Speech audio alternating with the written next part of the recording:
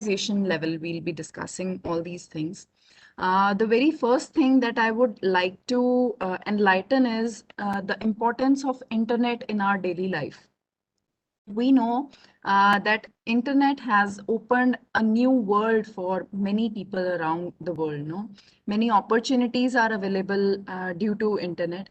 It is a manifestation of never-ending innovation and creativity, you can say, right? As we know that no boundaries can stop people using internet. It allows us to improve the quality of our life, right?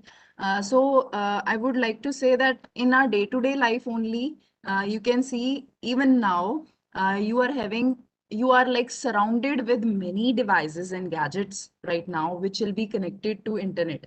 Those are the smart devices, right?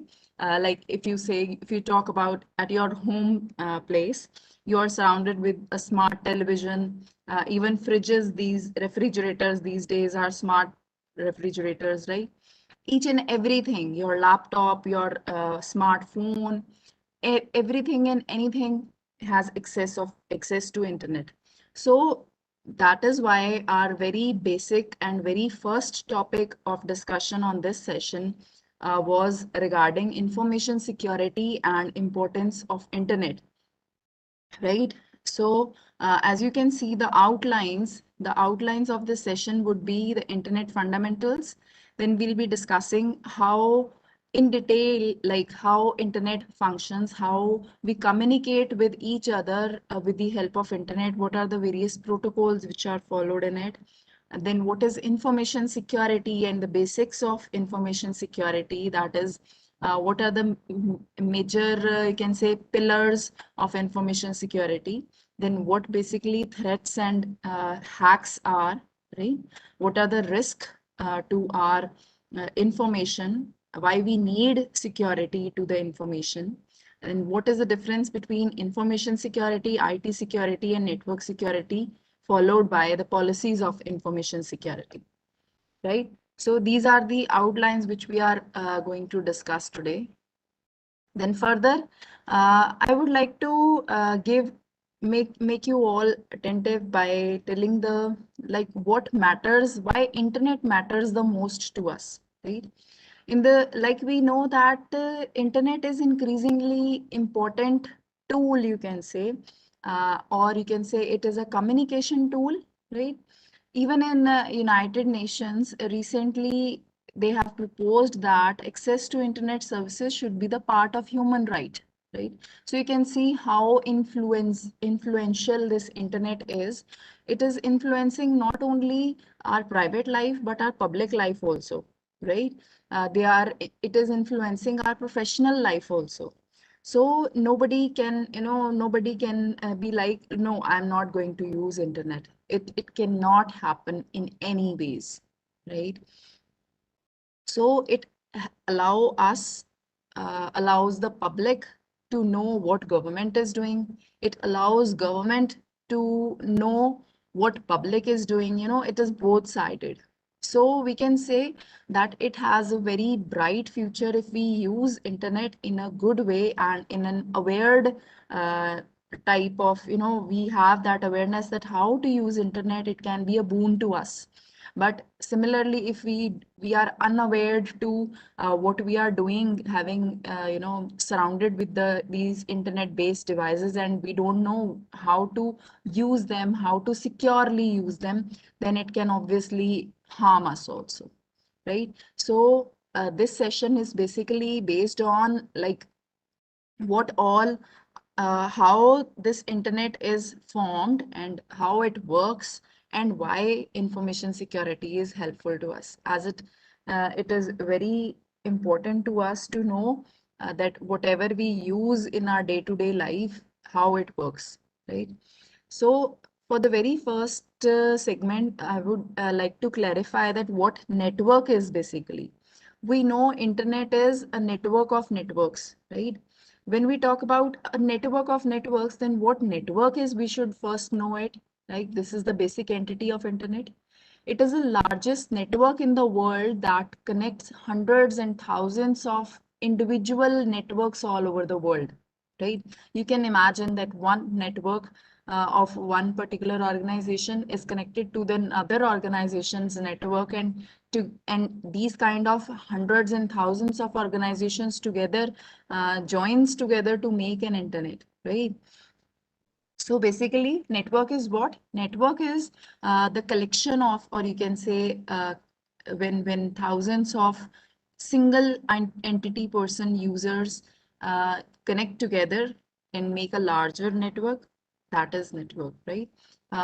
Further, we have these types of networks, that is LAN, MAN, WAN. You might have heard about these terminologies. Like LAN is local area network. That is, for example, if I have if we have a lab over here in a organization, if we are working in a lab, and that lab we are having, let's say, 20 systems are there which are connected together in a topology, let it be ring topology or any kind of topology, let it be star topology, bus topology, right? But they are synced together. I mean, they are connected together. That makes one network. Okay. And when these kind of multiple labs in an organization, you can say, let's say 10 labs are connected together, which were having LAN in it, then it becomes MAN, right? You can visualize that MAN is metropolitan area network. It is like, for example, there is one school, there is another hospital, there is another library, and there is some college or some office area which are connected together, right? That becomes a MAN, that is metropolitan area network. Herein, various places are connected together to form a network, right? Then we talk about WAN, that is wide area network. Wide area network, by that we mean we have again increased the diameter of connections. That is, now we are talking about continent-wise or country-wise network connects together to form WAN, right? Now, what happens when this group of, or you can say this complete bunch of networks connect together, that is networks of networks, it becomes internet, right? Now, what happens is another important terminology that comes into the picture is internet service provider. Now, internet service provider is again very important and very significant role. They have very significant role. It is a commercial organization with a permanent connection to internet, and that sells connections to the subscriber. Now, what is that?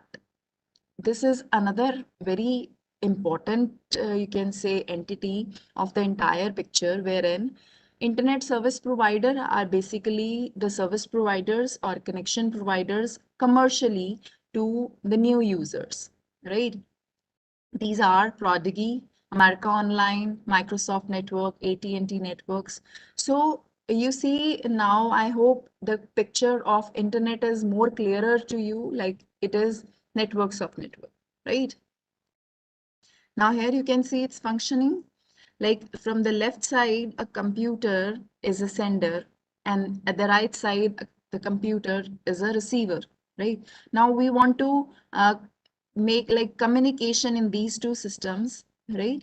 Now what will happen is the computer one here, it will send some message. That message will be broken up into the data packets, and it will be sent via digital signals over here, which is then connected to modem, that is modulator, demodulator, right?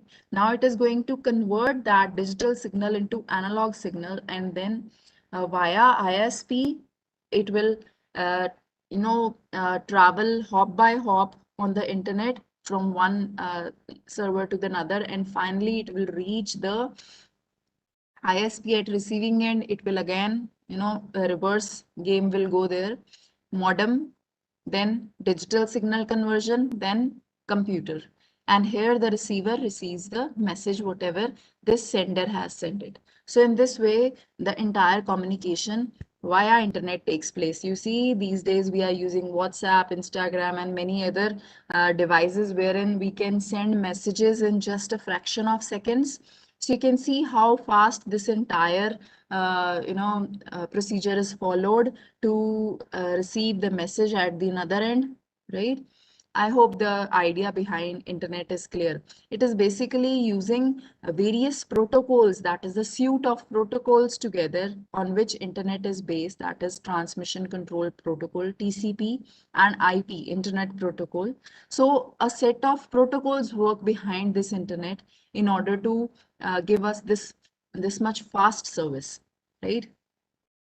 Another important terminology that comes into the picture is internet versus intranet.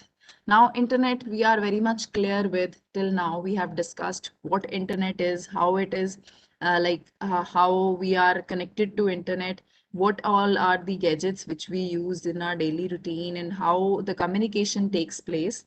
This is all about internet. And what intranet is? Intranet is basically, for example, in an organization, we are having a single IP, that is a public IP, and another rest of the IPs which are given to the these labs or computers which are hosted in there. These are connected together and act as an internet, but they are intranet in nature, right?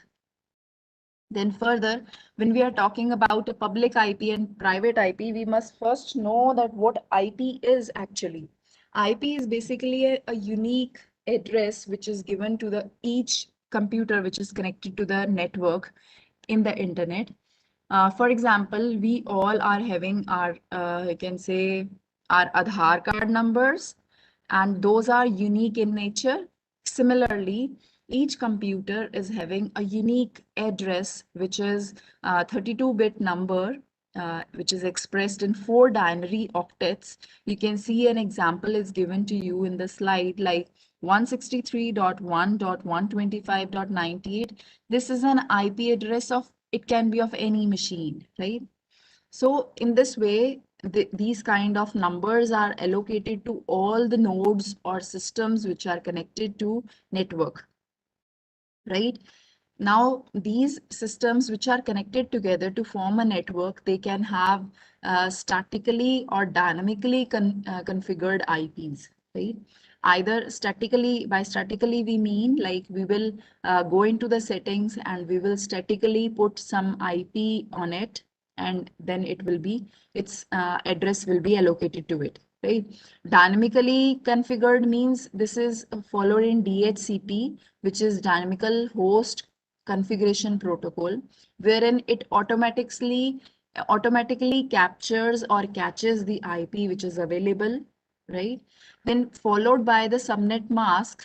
This is another important thing which identifies the location of the computer on the network, and it is 255.255.255.0, right?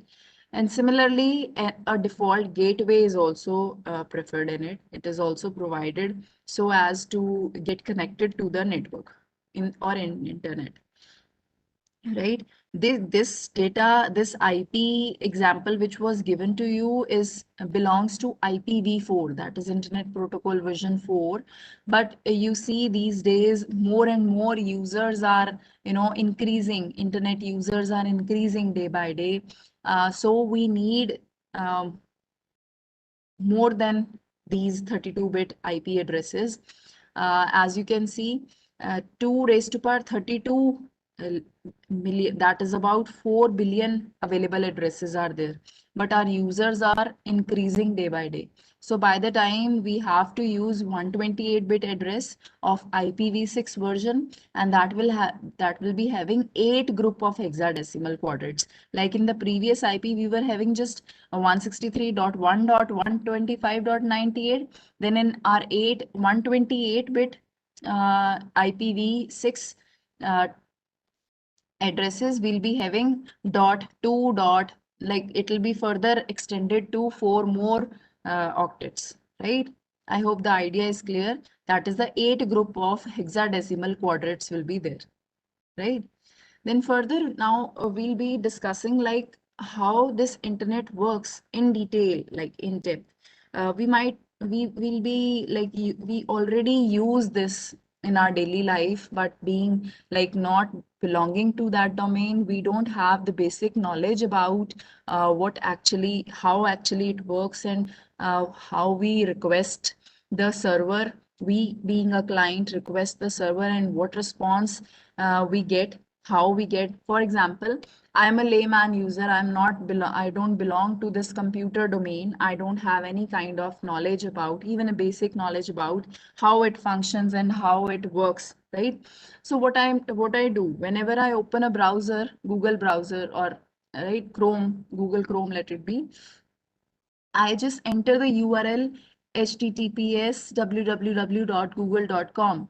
Now, I know by default, like, okay, this is the way I can access the Google server. I can search something, but I don't know the exact, like, how it work, right? In a URL is Uniform Resource Locator. We use these terminologies in our day-to-day life, but we don't know the significance or the functionality of these terminologies, right? Like I told you that, for example, in here you can see http.domain.com. So I don't know what HTTP means. I don't know why we have entered this www. I know most of you are technical people, and you might be aware of how this is, like, why we have put it here.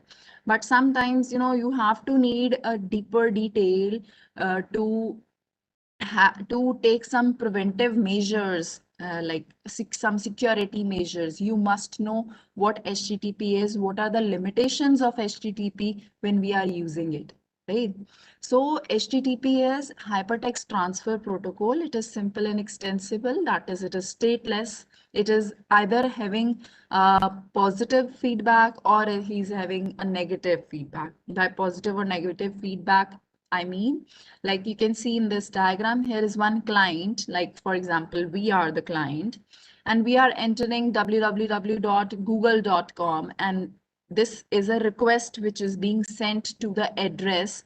Like here we have used the protocol HTTP. www.domain.com is the host server address, wherein we are sending the request that, okay, this domain.com server, you get me this, this is the resource path, this is the particular file from which I want some information, and that information will be A is equals to B and X is equals to Y. This is the query. This information you need to fetch back to me from that particular server. On this server, this will be the file path or the resource path. Like you'll go into the path folder, then to the to folder, then to the resource folder, and there you need to access this query. You need to fire this query and fetch the information provided back to the client. And when it will reach this particular server, what will happen? It will do the same, whatever it is given in the URL, right? And then it will give back the response in the form of the data which is, or information which is asked in this particular query to the client.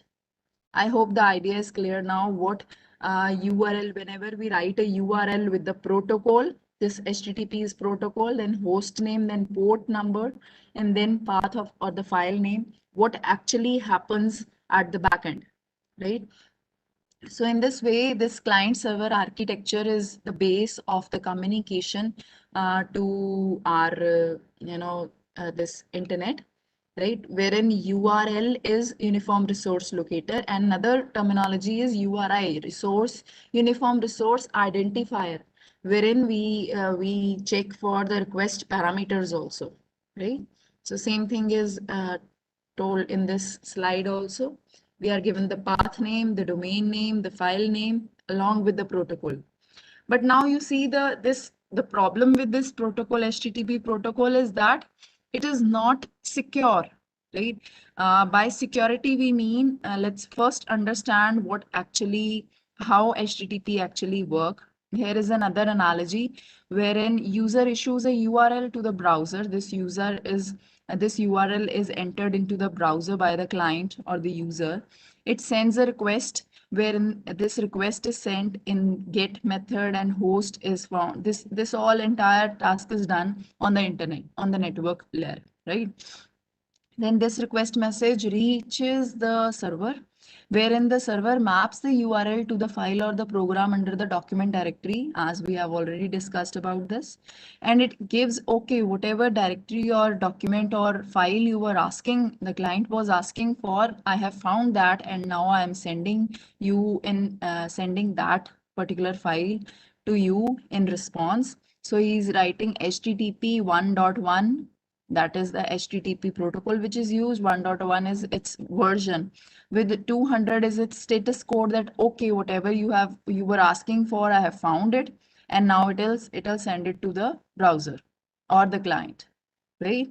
So in this way you can see this HTTP protocol is working over TCP/IP protocol, which is a suite of, you can say, protocols that work behind the internet, which are not visible to us, but on these set of rules only the entire thing is based, right? So further, it's having, I was discussing, it is having some drawbacks. Now, the biggest drawback of HTTP is the whatever information or whatever communication is being made with the help of HTTP is not at all encrypted. By encryption, we mean that it must not be visible on internet, on network layer. Like here in the while we were communicating to the this browser, this client was communicating to server, let it be this information which is requested, it can be a web page or it can be your user credentials also. But when we talk about HTTP, this HTTP do not encrypt the data, whatever is sent, it is sent in the clear text form. Now, this is the biggest drawback of HTTP, which we need to, rectify it, because whenever this communication of request and response is going on, some intruder can intrude it. He can intercept the information which is being sent or which is being exchanged between the client and the server, and this lead to the loss of our information. It leads to the loss in the confidentiality, or you can say the integrity of the information being exchanged by the client and server. So for that reason, next version, the secure version of HTTP is used, that is the HTTPS, that is Hypertext Transfer Protocol Secure. You can see in this chart also, in this graph also, slowly the ratio of web applications who are hosted in HTTPS is increasing while HTTP is decreasing day by day, right? So we should use HTTPS instead of HTTP. Now here, this was just a simple example that we were taking of google.com. For example, let's take another, example wherein there is a company website. When we are talking about organization level, we should discuss the, problems or challenges faced or in organization level as well. For example, here you can see a company website visitor is there. There's a person who is visiting some website. Let that website be some banking website he is visiting, right? Via internet, he is requesting web server to fetch some page, right? And by that particular website, like banking website we are talking about, has given us a login page wherein he has to fill his username, his password, and then captcha, and then he can log in. Okay, so he has sent his username, password, and captcha as well to the web server over there. Okay, now what happens is, over here at the server side systems, this web server will check whether the credentials which is sent by the client are registered with his database or not. Okay, he will check that this he will go here like in database server, wherein all the information or the table in which the username and passwords are stored to him, to the web server, are there, and it will check it If it is not found, like these credentials do not match the credentials present over here, then it will stop the client here only, that okay boss, I cannot give access to you to the web application server over here. You first need to verify your credentials and only then you can reach here till web application server. Otherwise you cannot go, and he will go back like this only. Okay, so this red uh, वाली जो line है, this gives us that okay, the credentials are not communicated. And if they are communicated well, these credentials were okay, then he'll give access to the web application server and even through the database server. Okay, so he can make any kind of transaction in this banking website. This client can make any kind of transactions, right? Because he's an authenticated and authorized user to use it. Okay, so in this way, you see our information which we are sending is of great importance. If in this scenario, which we have just discussed of banking scenario, if this web server do not verify or do not, this client's authentication, he is not authenticated to use it, he's not authorized to use the bank account which he is looking for, then the entire system would have collapsed. He might have been some transaction has been made to some other by some other person, right? And he can be like have stolen money, right? I hope you're understanding what actually is happening. So like this, we have this data and information, whatever we are sending via network, via internet, is very crucial. It's very sensitive piece of information that we need to secure from the bad people, right? From the hackers, from the attackers. So you see, the information is what? Information is basically a group of data together, which are they are processed together to form information, which gives some particular meaning, which have some meaning attached to it, right? So this is information. So this is piece of data only. If I'm sending my username over here, my password over here, and some other important like credit card number over here or my PIN number over here, then this makes an information. Without like this data alone, just my username, just my password, and just my PIN number doesn't make any sense, right? So when they combine together, they are processed together, it makes information. So this is how we were actually we are going into some deeper, you can say we are going to take a deeper dive now. Okay, herein, and another analogy is there where user submits a shopping cart order on the website via internet, and then router, firewall, switches, and the organization level, there are many devices which help us to communicate with the internet, right? Then they again check the credentials. If the credentials do not match, then it will stop, right? It will stop access to the database servers or web application server. But now if an attackers attack it, you see, now that genuine user is being replaced by the attacker. Let's say here on the internet, this user was sniffing its credentials, then what would have been happened? Then what would have been happened? It will, what actually it will happen, the hacker will eject some SQL command or database, any SQL injection he can go for, wherein he can actually sniff his username and password, or he can guess it also. So this hacker, it will do, this hacker will go to the router, because he has hacked it, he got the credentials. Now he will act as a normal genuine user and can access to the web server first, then he will cross this also, web application also he will hack, and he will easily reach to the database and compromise the entire database. And you'll be ending up by paying the bill of someone who you don't know from your account, right?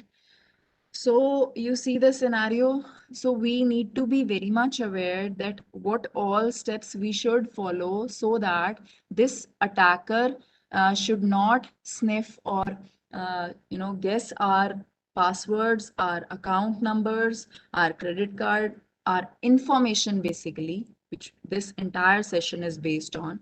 We should secure our information which we are sending to the internet or network so that these hackers cannot take advantage of our unawareness.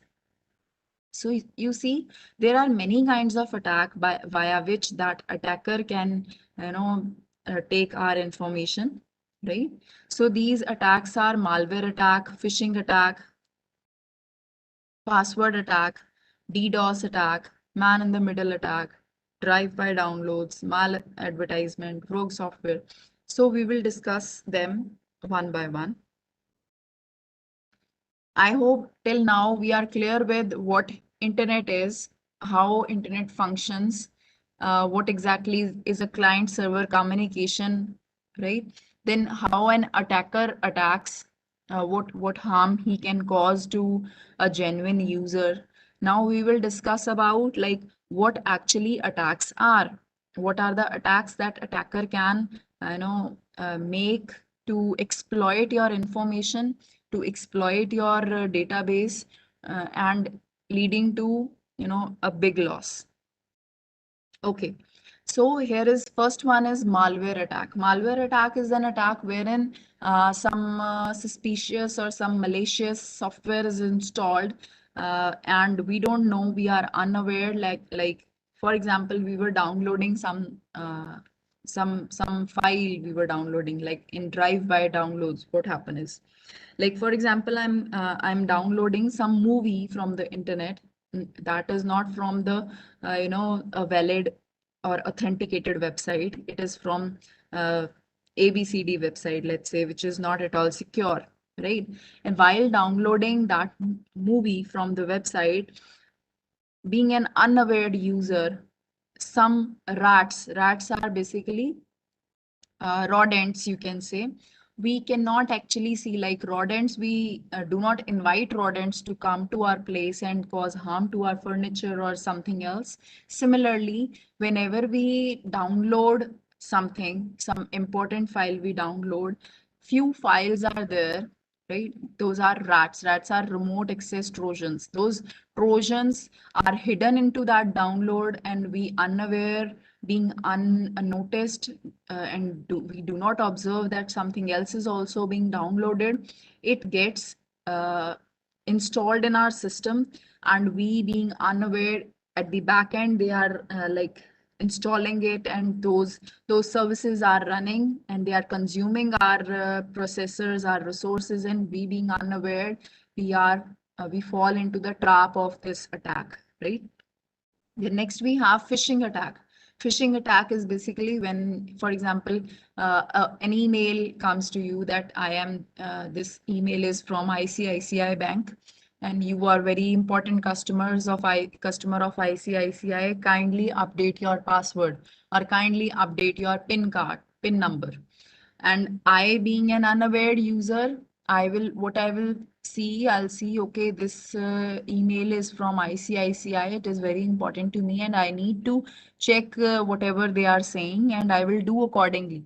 So by the time I will change that PIN number which is asked to me, I will fall into the trap of this phishing attack, wherein the attacker might have given me a form which looks like ICICI Bank form, but whenever I change that password, I will put the previous PIN, I will put the present or previous password, now present password, or next recheck the password. And then whenever I will ask for, the moment I click submit button, that particular previous password will reach the attacker also, right? And rather than changing that password, what will happen? He will change that particular password with his own password. The attacker will change it. Okay? And not with my password, but with the password whatever he wants to keep, right? So in this way, the phishing attack will happen. In the next sessions, you'll be having demonstrations for the same. The next, you can explore it more. Here, I was just introducing you what actually phishing is. Then next is password attack. Not only the attacker can attack password via malware or phishing, they can also attack the password via other brute force algorithms. There are several algorithms that can guess your password, right? It's like if it is 6 or 8 length maximum password, then either that user might have put only characters, right? Let for example, maximum of the users put their password as password only. Okay? So it is really very easy to guess that what the password of that particular user will be. It will be password. Not only just guessing, there are several algorithms for that that can easily crack your password by using permutation and combination. For example, if I'm talking about the length of the password is 6 character long, that means it will be having the password will be having 6 blanks only. And on each blank, we need to do the permutation and combination for 26 letters only, because there are only 26 characters in our entire English, you know. So the first blank will be for permutation for 6 characters, then again 26 characters, then again 26 characters, and in this way you can guess the entire each and every alphabet, and you can guess the entire password. So you see, these brute force methods can easily crack your account, right? Then is DDoS attack. DDoS attack is what? Denial of service, right? Now, what denial of service is? Denial of service, we mean this is another important attack wherein the services which are offered by the internet are denied by the user, by the server, right? What happens is on the server at a moment, at single moment, many requests are entered, or you can say fired at the same time. You can see many requests are fired at the same moment. Now what will happen is server will not get to know that what kind of service I must address, and he will finally collapse. It will deny the service to off, it will deny the to offer service, right? So in this way, this is another availability attack, you can say. The server will no longer be available to you to use. Then man in the middle attack, as we discussed, like a browser and a server were communicating between, like to each other, and in between an intruder came into the picture. That intruder is the man in the middle, right? He can sniff, he can read, he can even change whatever information is being passed to both, in both communication between the both. So this is man in the middle attack, right? The next is drive-by downloads. This we have already discussed. Then maladvertising. Maladvertising is that whatever we want to see is something else which is popping up. So that is maladvertising. Along with the rogue software. These rogue softwares are the softwares which are automated. Like we don't need to operate them. They function something else, and they have to function something else, right? So these are the various attacks which an attacker can attack to you. We must be knowing why we are discussing these attacks. We are discussing these attacks that, for example, when we have some cold or cough or fever, uh, first we know that what kind of disease we are prone to. Only then we take medicines to it. Similarly, first of all, we should know what kind of attacks we can be exposed to. Only then we can, seek for some preventions or seek some security measures for that. So, in order to seek awareness, we must first know that what kind of attacks can we be attacked with. Okay, so this was the reason for discussing the attacks. Now we know that from what things we need protection. We need protection from unauthorized modification, so that someone using phishing attack cannot change my password. So there must not be some unauthorized modification. Then unauthorized deletion. There should not be any kind of deletion in my password, or there should not be any kind of transaction which is made to my bank account, right, by unauthorized access, right? So now we know that what all things we must secure, what are the things we must secure, and from what things we need protection, right? So we'll discuss all of these, that how can we protect ourselves. Before that, information security. It is again very important thing, information security. Basically, it works on the preservation of CIA triad. CIA is confidentiality, which is protection from the unauthorized modification or unauthorized deletion or unauthorized access. Integrity, it means that whatever information which we are sending, it should be in as it is form. It should not be changed. Then availability, that is whatever information or whatever services we are taking should be available to us, right? If we are preserving these three things, that is confidentiality, integrity, and availability, that is CIA triad, our information will be very much secure. We will be stepping towards information security. We will discuss these CIA triad in detail.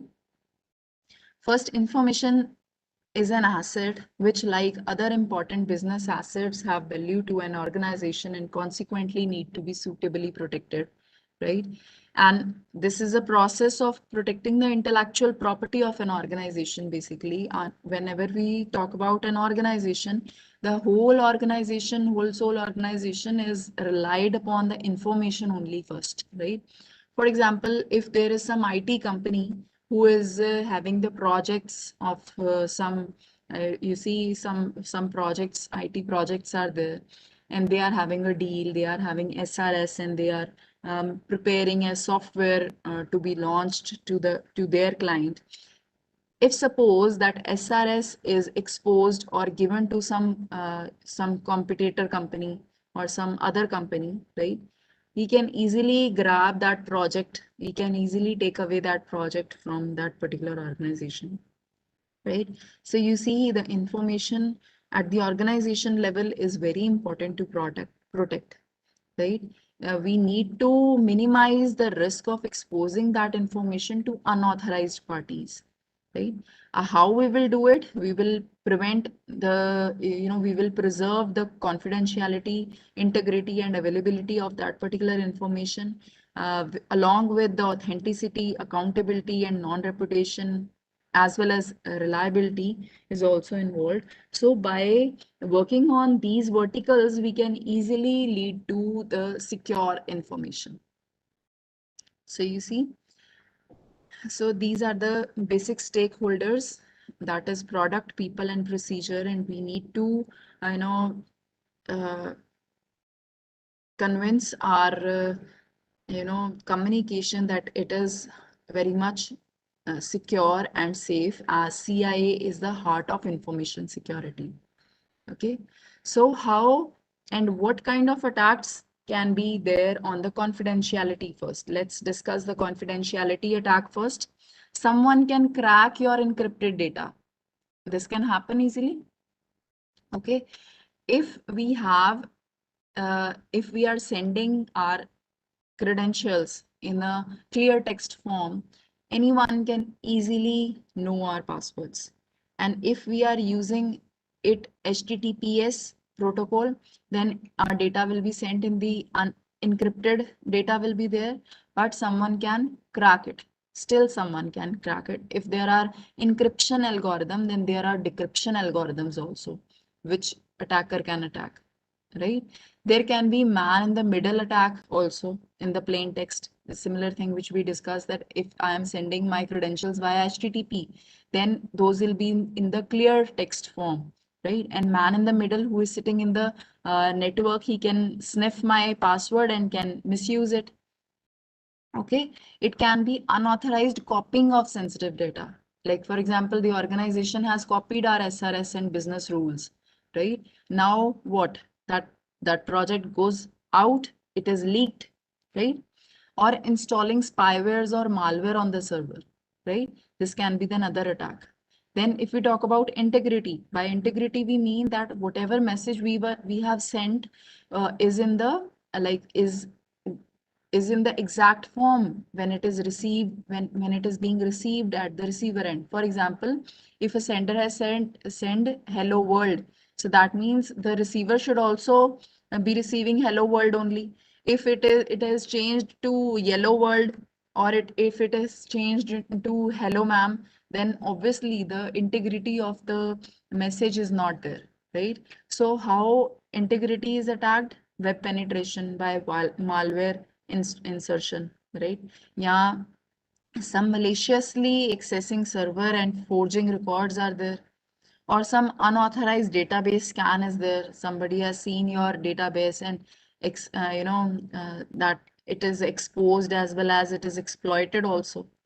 Or someone can remotely controlling zombie systems, like I told that rats, right? I gave you example of those rodents file, that is a remote access trojans that can also cause harm to the integrity of the system of the information. Then availability, we discussed that DDoS attack, wherein millions and trillions of requests are sent to a server in same moment, wherein server crashes and it then no more, it denies to give service. Then there can be ransomware attack, wherein forced encryption of key data can occur, or we can deliberately be disrupting the server room power supply, or some physical kind of, you can say, flooding of server with too many requests, or some power supply problem is there, which is a physical, attack on the information resource. So in this way, CIA can be attacked. Okay. So why we need to preserve this information security? Now we know that what all things which are related to information, that is confidentiality, integrity, and availability. These are the three basic things that we require information to preserve, right? Now, how they are attacked, we are clear with that also, that how they are going to attack. Now, why we need information security for that, right? Why we need to preserve CIA? We need to preserve CIA in order to ensure availability of the business, right? We must take care that there is a risk or loss of integrity, availability, and confidentiality of our information asset. We should preserve it. There, we have to protect our data and information system, because if we do not protect our information and data system, it can cause, damage to our reputation, our brand image, or right here it can cause brand and reputation loss, right? Then increased productivity through best practice, right? If we follow good options, we follow the awared we security measures, then obviously our productivity will also increase. It will also be having high level of assurance, where we can directly say, okay, we have a secured product or secured software, whatever we have offered to the client. uh, as an organization, it is very much secure. Then competitive advantage. This is another advantage. Our competitors might be aware that they are using a secure manner to do whatever they are doing, and we cannot interfere in their functioning. Okay. Enable business continuity and disaster recovery. While an organization is facing some disaster or some risk management is there, risk management process is going there, the recovery can be very easy. Okay, if we are using information security, the recovery improves, and it is done in very small time. So you see, we have discussed about information security in detail, that when we are securing our information, our piece of data, our sensitive information, that is information security. Another similar kind of word is IT security or computer security, right? Now, what IT security is, it is information security applied to the technology, right? So basically, whenever we talk about that in a company, in a IT security, specialists are responsible for keeping all the technology and all our infrastructure away from the malicious cyber attack, that someone cannot breach our private, our critical, our sensitive private information, and cannot gain control to the internal system. That means our IT security is working properly. Okay, so IT security basically mean that our infrastructure which is used at the organization level is safe and secure. It is not being accessed. Some software is not being accessed. Some software is not installed into those systems, that some other competitor organization is taking our data from our infrastructure only, right? So this is IT security, right? Wherein all these audits are done, like network audit we have, then we make asset audits also. We audit security audits to the servers, to the firewalls, to the routers, wherein logs are also checked, and many more. You can say some scene kind of things are used, wherein all the events which are uh, happening on the server side or at the user side are being tracked upon and are monitored and analyzed, that whether this particular you can say server, which is the core or heart of the organization, is not being attacked by some malicious user. Okay, so when we know all the attacks, when we know all the weaknesses of a system, weakness can be at any point. This weakness is basically vulnerability. When we talk about vulnerability and by weakness we mean, by vulnerability we mean that we have something weak at some layer, so that the attacker is easily exploiting that weakness in order to get into the system and leading to information, you can say hampering, or direct attack on the information security. So we need to first fix this vulnerability in the system. This vulnerability can be on the, you can say, on the website web application layer.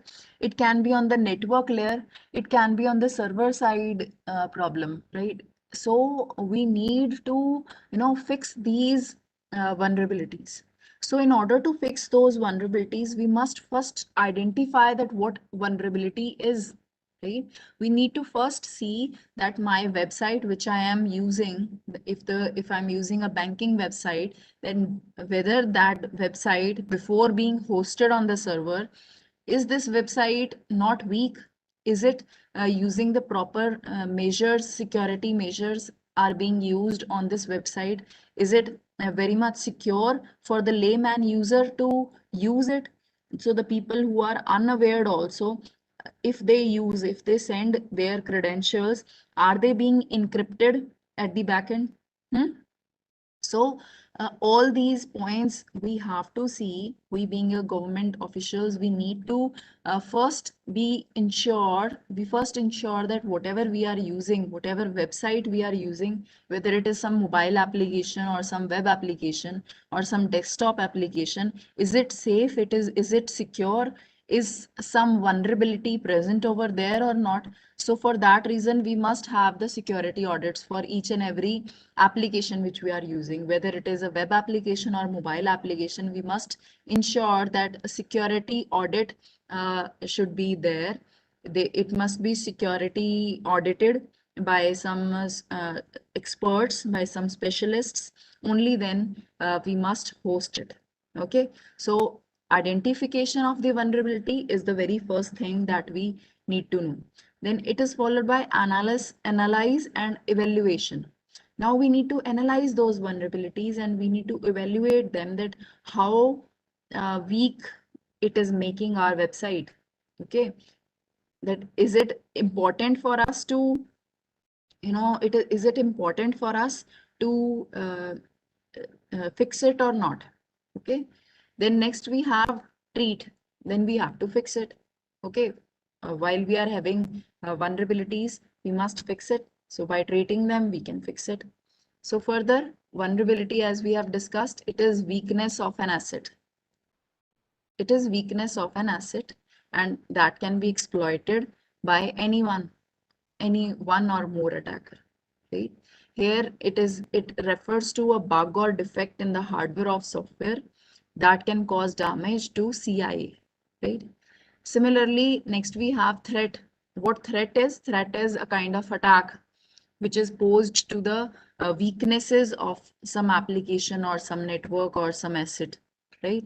So threat is any event that has potential to bring harm to the organization and individual. Like natural threats, there can be intentional threats and unintentional threats, right? So threat assessment techniques should be used to understand the threats, right? Then further we have risk. We should know then once we were having vulnerability and some threat is posed to that vulnerability to exploit the information and misuse that information, then what risk can be there? Risk is basically loss of potential or loss or damage which is caused when threat exploits the vulnerability. You can see risk is equals to threat into vulnerability. So risk management techniques might be used so that cyber security or information security works well. So at the end, you can see that our security issue are discussed, many security issues are discussed in our session, wherein all in all we need is that whatever information is being sent from the sender to the receiver should be like this. It should be a happy ending. It should be a normal flow. There must be no kind of fabrication, no modification in this message being sent. No sniffing should be there, should be completely confidential. No one should sniff it. No one should intrude it. But what actually happens is it leads to interruption wherein receiver cannot receive whatever sender wants to send. Okay. Wherein this this particular hacker, this particular attacker can modify the message also, right?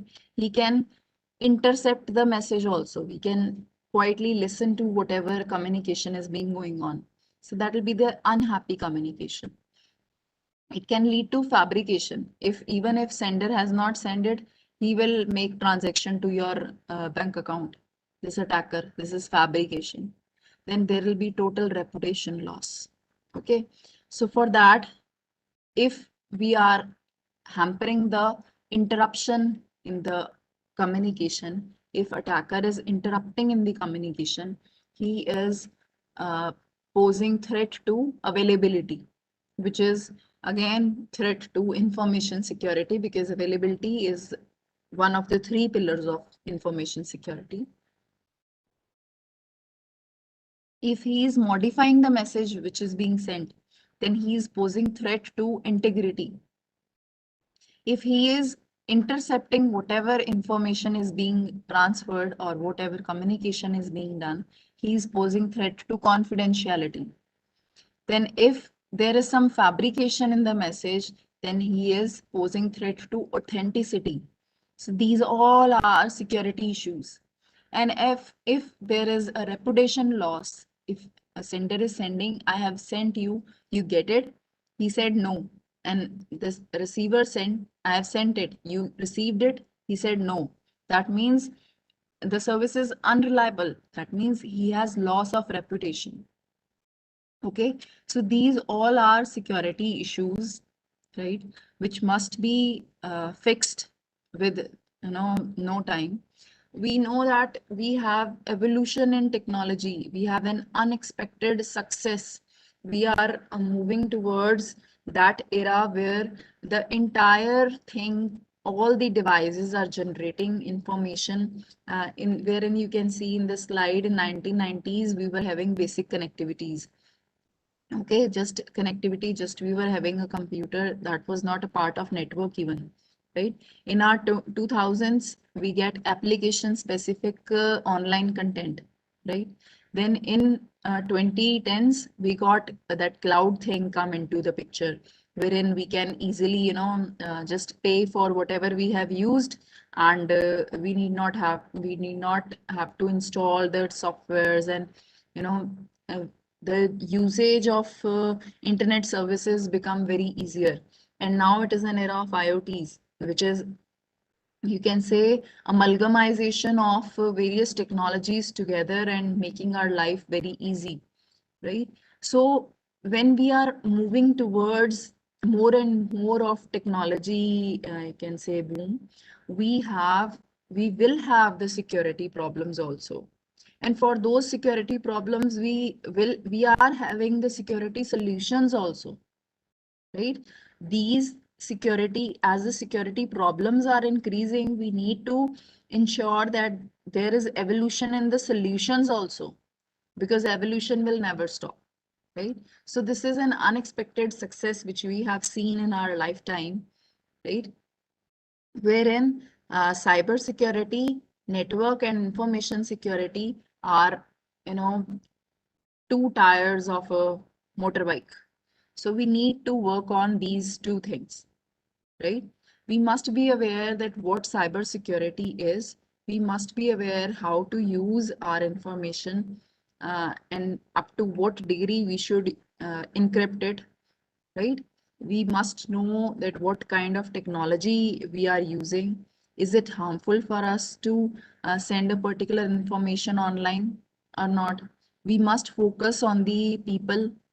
We must focus on the awareness of the people, that they must be technically sound, and the authentication and authorization process is followed or not, right? So authentication basically is that whether a particular user is identified as as a genuine user or not. And authorization is basically that whatever user is accessing the resources, is he privileged to use those resources or not, right? Then we need to secure ourselves, that we will secure ourselves by asking ourselves that is the information which we are having, first of all, what information we are having, right, which we want to make secure. Then next, how important is that? What is the degree of the importance of that information, right? Once we know that this information, this is my PIN number, it is very important to me while making transaction, and someone can misuse it, wherein in my bank account there is some huge amount of money is I'm residing it. So I must secure it. Now, how to secure it? You must know measures that how to secure it, right? So these are the three things that we need to know, we need to be aware of. First of all, what information we have, how important that information is, and how we should secure it. Then next, assess it, that if it happens, if it is lost or go in wrong hands, then what will happen? Okay. Then adequate measures should be taken, that how do we protect it, right? For this, we have you can say, general tips we need to use. We don't need to be very techie people in order to, a security expert, so that we do not get into hands of attacker, or we do not be exploited by the attacker. These are very, common sense things that we need to be aware of. We must be use our common sense before getting or before using these devices. We must be aware of that regular updates or regular patches on the software should be done regularly, right? Whenever your laptop or your mobile phone ask for updates, you must update it. Okay. There must be an antivirus or anti-spyware in your devices, so that it can, and protect you from viruses and spywares, right? You should be carefully doing P2P sharing, right? You should know what you are downloading. You should completely carefully download the files from the internet. You should read the computer messages, whatever messages are popped up into the while we are using our desktop, or we are using internet, or we are using our mobile phones. You must know that what message is being pop up, and we must answer them carefully. Okay. And then we must not blindly click next button, right? We do these things in our daily life. We just don't bother to read the message even, and we click next, or yes, or okay, or later, we'll do later, right? But first we need to check that what that message says. Be careful while reading email, especially if it belongs to someone else. Look, if the email you are getting some email from a malicious user or from some unknown user, which is, or even advertisements also, you should not check those, because even opening those emails, or you can say reading those emails, you can invite the attacker. Okay. Do not try to open every attachment. Similarly, I told you the emails. For example, some malicious user has sent me an email, like we discussed about phishing attack, wherein ICICI Bank has sent me an email that was a malicious email. I opened it and I, fall into the trap. Similarly, that attachment, maybe that attachment can be some malicious software. The moment you will click it to download it and open it, it can have some hidden software in it, some rogue software in it, and that can lead to information security problem to you. Keep your password to yourself. This is very important thing. Meanwhile, keep a strong password as well. Okay, in our next session, we'll be discussing how to keep strong passwords, right? This password should not be just characters only. It should be combination of capital letters, small letters, alphanumeric letters, and digits as well, numbers as well. Okay, which will be difficult for attacker to, crack it or guess it. Like it can be some combination of these three things. So you can lead to, by following these tips, you can lead to cyber security, cyber ethics, and cyber safety. Okay, so these were very general tips that each layman user can utilize. Further, there are few technologies also, like you can implement firewall at organization level. Then security incident and event management, that is SIM, can also be used. It basically, it is a log analyzer wherein all the logs are ingested, and these logs are further analyzed for some attack has happened or is happening, and they block that particular attack or that IP so that they cannot cause harm to the server. So in this way, SIM can be used. Then similarly, data loss prevention, that is DLP, is there. That is another important technology which works on information security. Then intrusion detection system and intrusion prevention system. This IDS IPS has a big, you can say, hand in preserving our information security. Then user behavior analytics. This is UBA.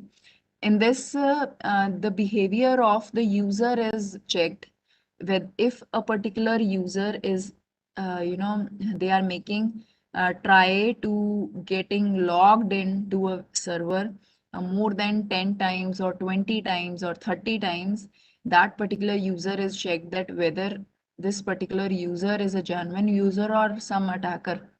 Okay. Similarly, blockchain cyber security is there. Then endpoint detection and response is there. That is EDR.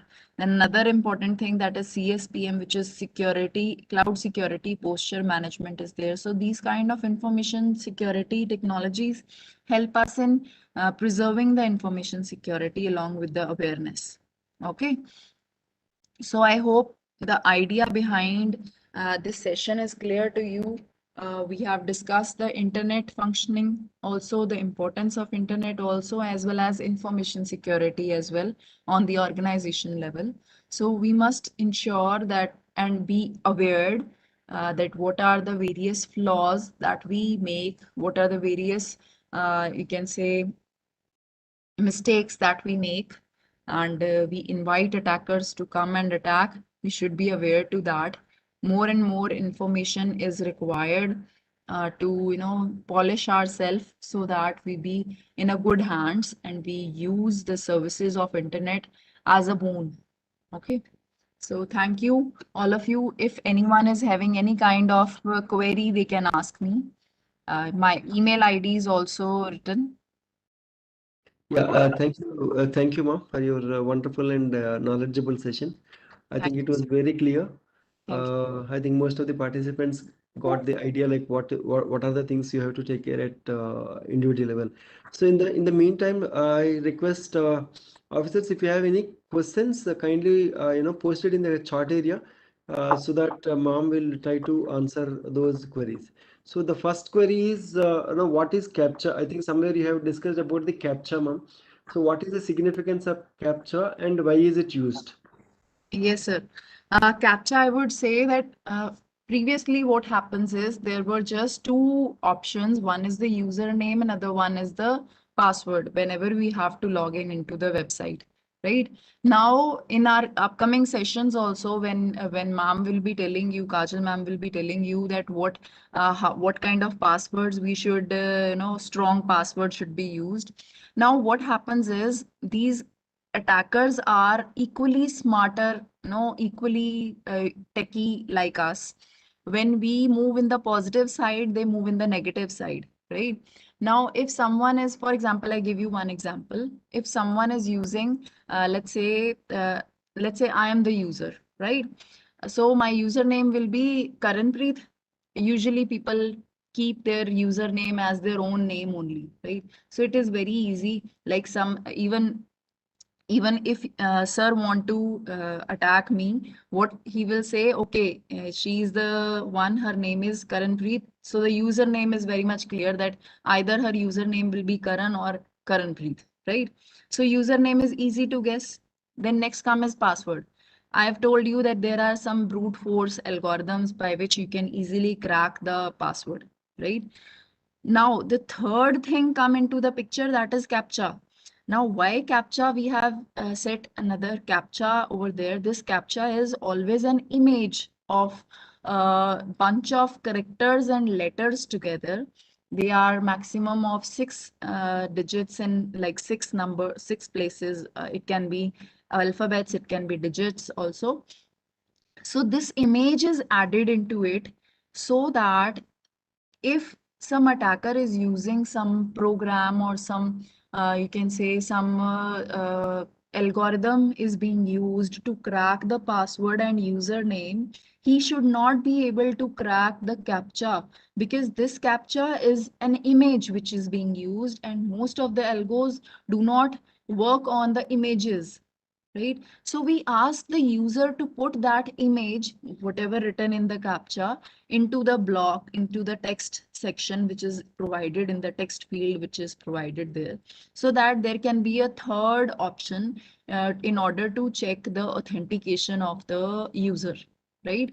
So these captcha are of various types these days.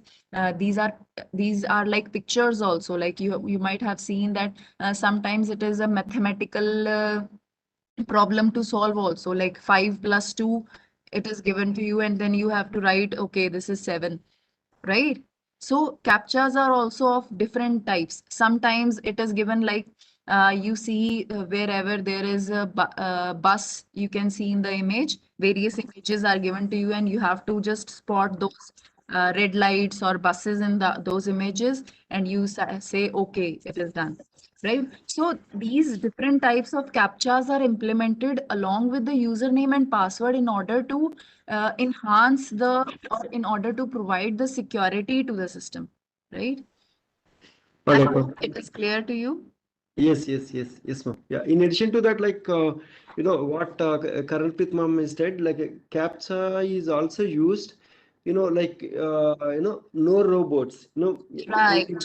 Basically, uh, humans only can enter. If the Yes, if yes. the system is gone out of your hand, so or manually have to do all these things. So Very, that's the one of the uh, security aspect behind the captcha. Just like what madam has mentioned to you. Okay. right. And madam, like Windows Defender is enough for a PC, or as an antivirus, or any additional antivirus is required for a PC? No, it depends upon, it again depends upon the requirement of the security to you. Like sometimes Window Defender is okay for us. Sometimes even firewall is okay for us to secure our, entire system, entire infrastructure.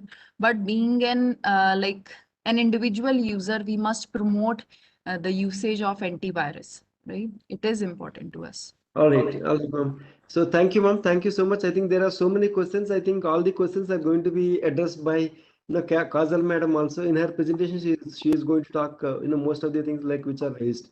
All right, so thank you Karanpreet ma'am for joining us and enlightening us on various aspects of the information security. Thank you so And thank you so much. So with this, I request, of course, like we are running out of time. So maybe I also request all the participants, of course, like we are supposed to close the session by 12:30, but we are already delayed by half an hour. So I request all of you to stay back up to Kajal Mom's completion of the presentation. So that means up to 1 o'clock. I hope is it okay with all of you, or like you have to leave early? If it is if it is okay with all of you, please say yes in the chat box so that we will continue our session beyond 12:30. All right. So I think most of we are receiving yes kind of responses.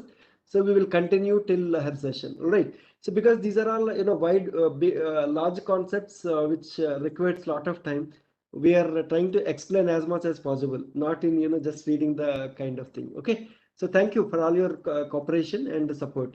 So so now our next speaker, Kajal Kashyap ma'am. So she is going to talk about like what was the data and data protection and online security browser aspects kind of thing. So in this session we are going to cover all those aspects. So of course, like Kajal Kashyap ma'am, she is working as a project engineer at CDAC Noida, and she has had a lot of experience and she has a lot of certifications also. So we are very fortunate to have Kajal Kashyap ma'am for today's session. So with this brief introduction, I request Kajal to continue the session. Thank you. Thank you, sir. So, once again, a very warm welcome to all the respected participants who are present here. So, in this second session, we are going to discuss about data protection and what is the need of data protection, and how we can secure ourselves from the malicious attacks and threats that are happening nowadays. So, we all know that whatever work we have to do, we mostly dependent on internet, like 24 by 7 we are mostly dependent on internet for our any work, right? So it is really important to secure our data and our and our of information, any kind of information that is stored online. So let's start our session. So firstly we will discuss this particular term. Let's start with this particular term, that what is cybersecurity. So basically, cybersecurity can be described as the collective methods, technologies, and processes to help protect the confidentiality, integrity, and availability of computer systems, network data against any kind of cyber attacks or any kind of unauthorized access. So basically, if I say in simple term that what is cybersecurity, so basically cybersecurity is to protect your data, your mobile and your any electronic data, your laptop, your desktop, from any kind of malicious attack and from any kind of malicious threats, viruses, and any kind of trojans. So all in all, cybersecurity is to protect a person information and a person gadget, right? So in this particular image you can see, as the internet users are increasing day by day, security threats are also increasing day by day. So it is really essential for us to protect our information from these kind of or from any kind of security threats and attacks. So here a major part of cybersecurity is to fix broken software. Now what are broken software? Broken software are those which you generally do not look over, or which you generally don't uh, look over on regular basis. Like you are using some kind of unupdated softwares or unupdated applications, or you are using softwares and applications which you do not regularly update, right? So if you do not regularly update your softwares and application, then it become already broken. And hackers, it give them really good access to uh, hack those software or applications very easily.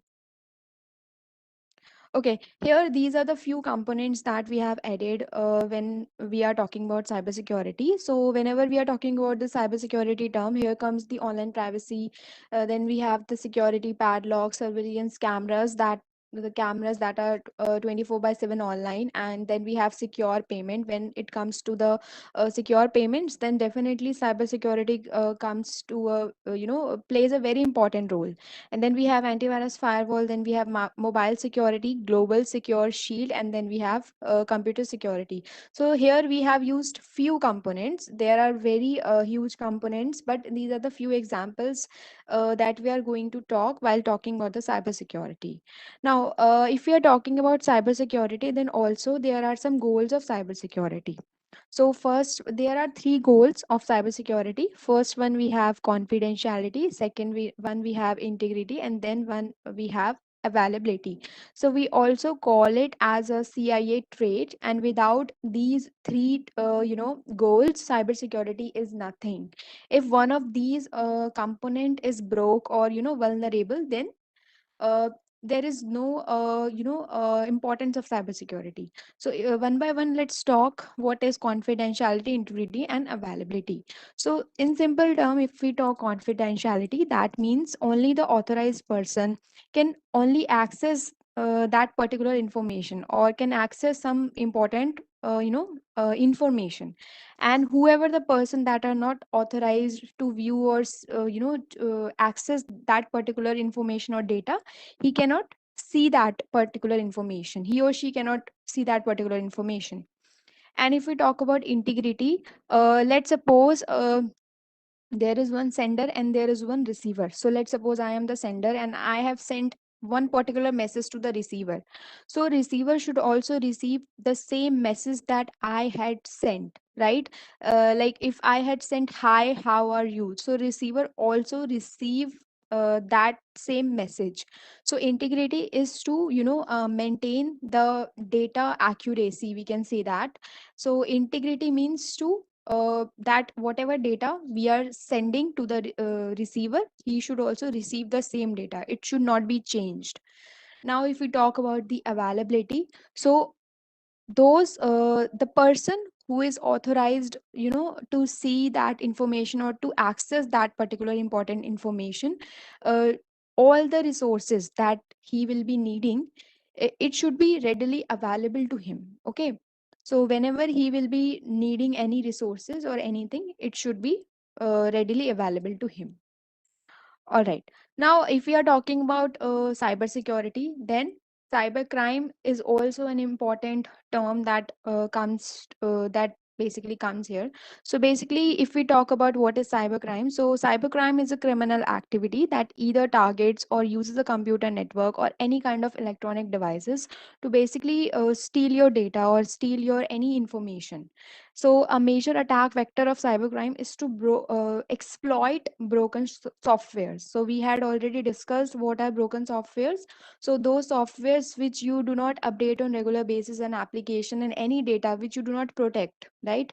So, for those data and those kind of information and those kind of softwares and application, it is really easy to become exploit those things very easily. So what hackers are doing, hackers are just taking help of internet. There are various softwares, or we can say there are various online tools that are present online, through which you can hack anything, like hack any software or hack any system of which is actually broken, which is actually vulnerable.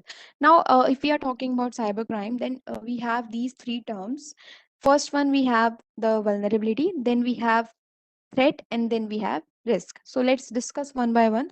So basically, what is vulnerability? So vulnerability means the weaknesses, or we can say the loopholes that is present in your software's application and any kind of information, right? So whenever you are not taking care of your data, softwares and applications which you are not updating on regular basis, in some time, in the meantime, it become vulnerable and it become easy to hack. So this is the meaning of term vulnerability. When it comes to the term threat, so basically threat, we can say, is a kind of any danger which can damage, or through which we can say which can steal data, or we can say it can also create a disruption, or it can cause a harm in your data. So this is all about threat. And if we are talking about risk, So basically, risk is a combination of threat probability and the impact of vulnerability, that what kind of impact that particular vulnerability will cause. Okay, so this is the image that you are seeing here. This is basically saying us that we are living in the year of 2021. So this is what happens in an internet minute. So if you look at it carefully, it is showing us that what is actually happening in an internet world in just under 60 seconds or in just under 1 minute. So if we talk one by one, then you can see that if we are talking about the Facebook one, basically this is the image that is telling us about the status of social media applications, right? So if we talk about the Facebook, then you can see that 1.4 million scrollings are there in just under 60 seconds. And if we are talking about the normal text messages, then people are sending normal text messages in is like 21.1 million in just under 60 seconds, and 500 hours of content is uploaded. And then we can also say 3.4 million snaps are created over Snapchat. There is one application called Snapchat through which you can clicks and send numerous snaps, right? And then we have 69 million messages are sent over WhatsApp and Facebook Messenger. So WhatsApp is the basic thing that I think almost everyone is using nowadays. So we share information, we exchange photos, and anything. Like, we also used to call anyone over through WhatsApp also, right? So you can see that this huge data is just traveling in just under 60 seconds. So what about like 48 hours, 20 like and more of hours, right? So this is a very huge data that is traveling in just under 60 seconds. So this was all about the social media application. Now, here in this particular slide, you can see what are the threads that is present in common applications that we are using nowadays. So as we had discussed that we all are dependent on internet 24 by 7. Whatever we have to do, we usually take help of internet, and we usually dependent on our mobile phones and laptops. So there are few advantages of these applications, but on the other hand, there are some disadvantages of these applications also. So mostly on in general basis, we use online taxi applications, we use education applications, we use banking applications, shopping, job portals, chatting, instant messaging applications, hotel and travel booking applications, online gaming applications, right? So whenever we are using these applications, firstly we have to download these applications, and then we have to register in these particular applications, right? So whenever we are registering in these particular applications, we have to provide our personal information like our name, our mobile number, and email id. And if the application is paid, then we have to also provide our financial information like our any card information through which you are doing your financial payment sort of thing. So these are the things that we have to provide. So what if we think that these applications are secure to use and we just provide our personal information in these particular application, but what if these application got vulnerable in one day, right, in some day, or we can say our whole data can be breached easily. So whenever you are downloading or using any application, just try to download those applications only from the authenticated source. So here, if you are using um, Android mobiles, then you can definitely go to the Play Store and definitely download all of the applications from there only. And if you are using iOS, then just go to the App Store and download those applications from there only, because in those stores only authenticated applications are there. And before downloading those applications, just try to read all the reviews from the other people's also. There were also a column of reviews. You can also read all the reviews, that what kind of application is this paid, or is this some kind of scam application, or authenticated application is there or not. Also try to avoid any application or any software from any kind of unwanted links or from any kind of unwanted websites. Just always try to download whatever applications you want from only authenticated stores only. Also, do not try to download so many applications in your mobile phone. This will only cause, a problem to you. The more applications you will download, the more vulnerable your mobile phone or your more vulnerable your device will be, right?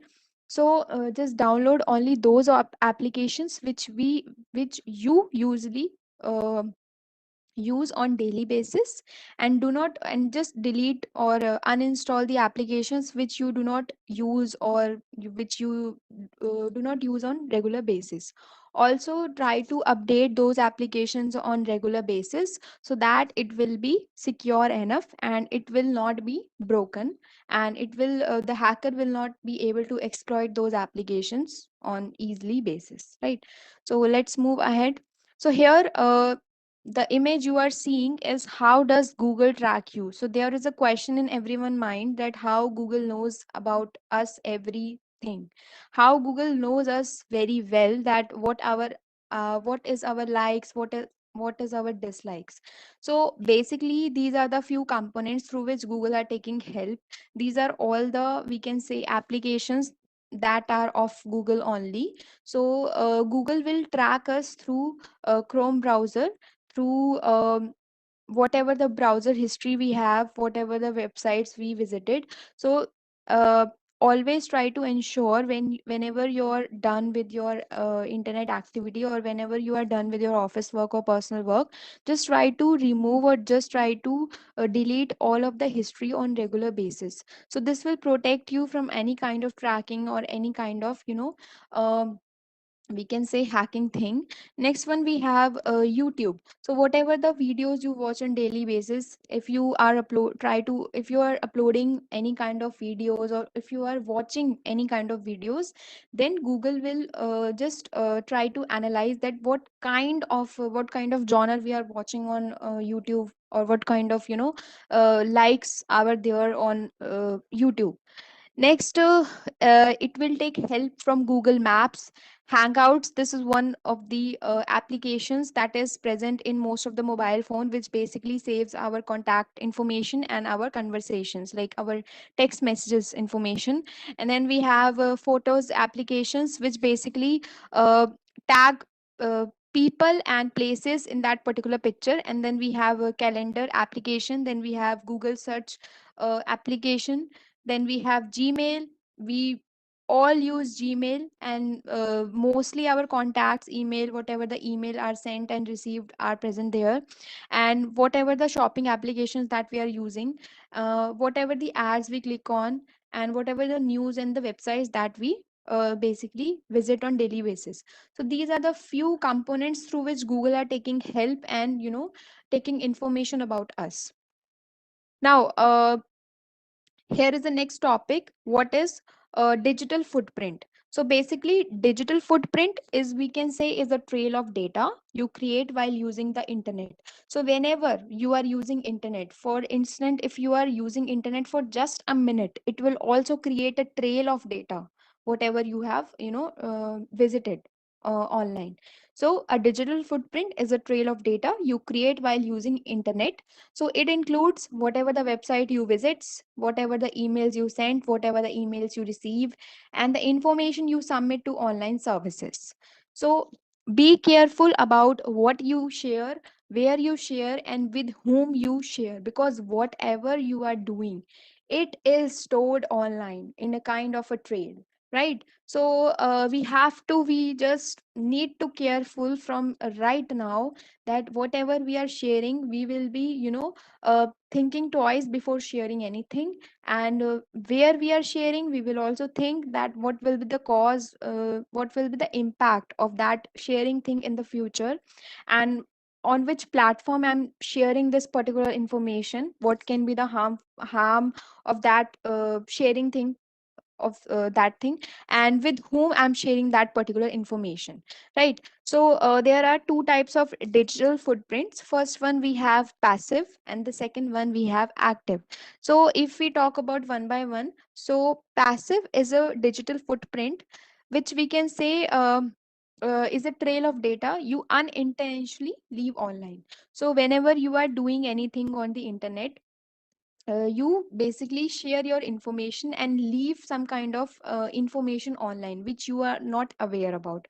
For example, if I talk about whenever you are searching anything over the internet or doing any activity over the internet, whenever you are visiting a particular website, you are giving your information, and the web server may also log your IP address. Whenever you are uh, using internet, your IP address will be there, okay, and which will basically identify your internet service provider and your approximate location, right? So basically these are the few information which you leave online and which you are not aware about. Next, we have active digital footprint. So, active digital footprint includes data that you intentionally submit online. Basically, a person is aware that yes, this kind of information I have shared, and he or she knows about that particular information, that he or she has shared that particular information. So, if you, for example, if you are using Facebook, so let's suppose you have created one Facebook account and you have provided your personal information like your name, your email address, your hobbies, your liking, your dislikes, and your education information, your office name, these kind of information. So these are also the personal information that you are sharing on the internet, and you know about that information. So this is basically active digital footprint. So always be careful about what sites you are visiting, what kind of emails you are opening, and what kind of links you are clicking on. Because every single bit of internet activity is, storing your information on the internet. So from now onwards, we have to, take care. We have to be alert that what kind of information we are sharing. If you are having any accounts over social media applications, like if you are having any account over Facebook, Instagram, or any social media application, just try to analyze that what kind of privacy features or what kind of privacy you have added in your particular social media applications. So try to make everything private, and do not add any unwanted people. Add only those in your friend list which you know, which are genuinely your friends, and do not try to add unknown persons. So in this way, by doing these few small steps, you can, or we can, protect our personal information, and we can protect ourselves from malicious threats and attacks for sure. So here, there are a few points that how you can preserve your digital footprint.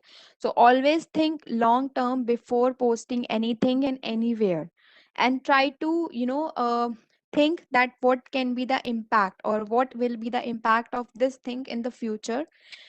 Avoid making virtual or online friends. Add only those friends or only those people which you are, which you know them, which are your friends. And keep your personal information private as much as you can. And if you are,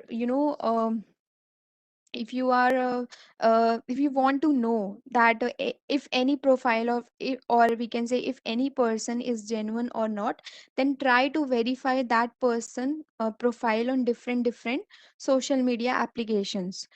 Like you can go to LinkedIn. If you are receiving any kind of friend request on Facebook, then try to check that particular name on LinkedIn, Twitter, Instagram, and any other social media application. In this way, you can get to know that whether that person is genuine or not. And use privacy settings on social networking pages. There are various privacy settings are basically present on social media pages, so you can definitely go there and check what kind of privacy settings you can apply in order to protect your privacy or in order to protect your information. And you can also protect your information, your family information, and your friends information also. And try to spend less time on social media, and try to spend more time with your family and friends. All right, so here in this particular slide, we can say that these particular are the threats to we can say device security. So whenever we are talking about device security, there are some kind of threats which occurs due to these components like viruses, worms, trojans, and spyware. So now, what are viruses and worms? So basically, if I talk about virus, so it is a kind of malicious software program that is loaded into a user computer without the user knowledge and perform malicious actions. So you will not be able to know that a particular worm or virus is entered in my machine. So victim will not be able to guess that any kind of viruses and worms is entered in my machine. And it will automatically, once you click any unwanted link and once you visit any unwanted website, then these kind of unwanted malicious and bombs can easily enter into your particular electronic device, whether you can say your mobile phone, laptop, or desktop, and you will not be aware about this particular thing. And once they enter into your electronic device, it will copy your data, it will damage your data, or it can also delete your data. Sometimes we also see that there are some files which when we try to click, which we when we try to click, it basically do not open, and it shows us the following file is encrypted or the following folder is encrypted. And sometimes it opens in some Chinese language also. So this is also one of the example that your file or folder is prone to virus or worms.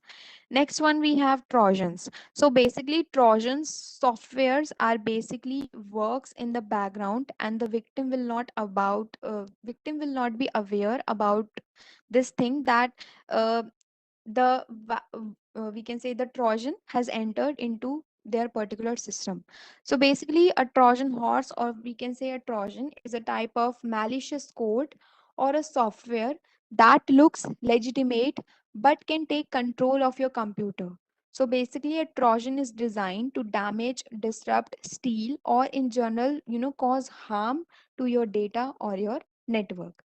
So we have to protect from these kind of Trojan also. And then we have the spyware. So basically, spyware comes under malware category.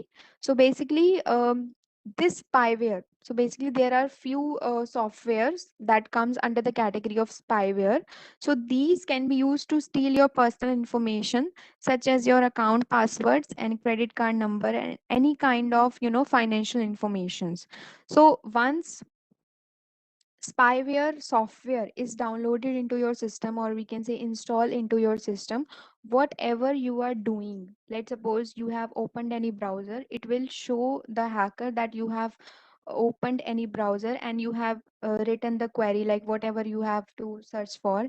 And if you will do any kind of financial payment thing, then it will also show that hacker your financial information like your credit card number, your CVV number, your any particular information. So we have to make sure that whatever the links or whatever the websites that we are accessing, it is genuine, and it doesn't contain any kind of worms, viruses, trojans, and spywares. So let's move ahead. And then we have malvertising. So this is a very famous term that is right now very trending. So malvertising is an attack which injects malicious code into a genuine, or we can say into a legitimate uh, online website. So there is one online website, let's suppose, and one malicious code will be added into that particular website. And when you try to access that particular website, automatically one malware will be downloaded into your device. and your data will be disrupted. So basically, how malvertising works: when you visit a website, advertisements can come in a variety of shapes and size. So basically, hacker will hide a code into your particular website. He will add one advertisement into that genuine looking particular website, and when you click that particular advertisement, automatically malware will download into your particular system. So be careful about, accessing websites, that what kind of websites you are accessing. And yeah, so uh, in the slides we will also discuss that how we can see whether any website is genuine or not. So let's move ahead. So these are the cyber frauds during COVID-19. So during COVID-19 pandemic, hackers are, trying to access as much as information through a victim.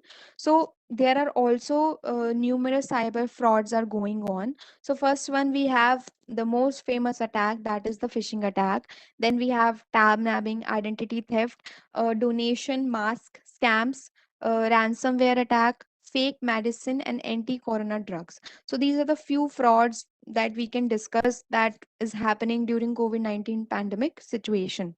So one by one we will discuss. First, let's discuss what is phishing. So let's quickly discuss. So basically we can say, uh, whenever hacker is going to send you any kind of unwanted link, or whenever you receive any unwanted link or any unwanted malicious website link, then basically criminals are trying to trick you into going into a fake website and reveal your personal information like your username, your passwords, your credit card details. So whenever you are going to visit a website, hacker will try to trick you into going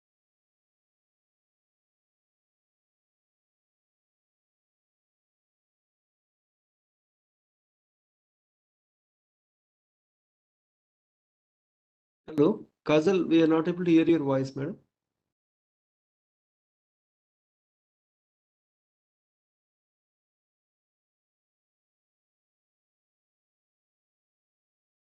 Hello. gmail.com. So if we do not look over it carefully, here in front of L, there is one in front of instead of L. So if we do not look over the spelling or the URL carefully, you can be a victim of phishing website. And here the other example we have ICICIbank.com. So instead of B, the hacker has used B, and if you basically do not look over it carefully, you can be a victim of phishing website. Then we have Bank of Baroda. He has used instead of O, 0, and instead of O in the Yahoo, he has used 00. So these are the few examples of phishing website which, if you do not watch carefully, if you do not watch carefully the URL of a particular website, then you can be a victim of phishing website. Now, how to identify fake phishing website? This is a very important thing that we need to learn each and every one. So basically, firstly, you have to verify the URL of the web page. Now, let me go to a particular website and try to tell you that how you can identify a particular fake phishing website. So let me just open my browser first. Yeah. So let's open any website. CDAC. Yeah. So firstly, you have to check whether that particular website is having HTTPS or not. If it is not having HTTPS, then the particular website can be fishy. Next one, you have to check the URL of the website carefully. Check the spellings of the URL carefully.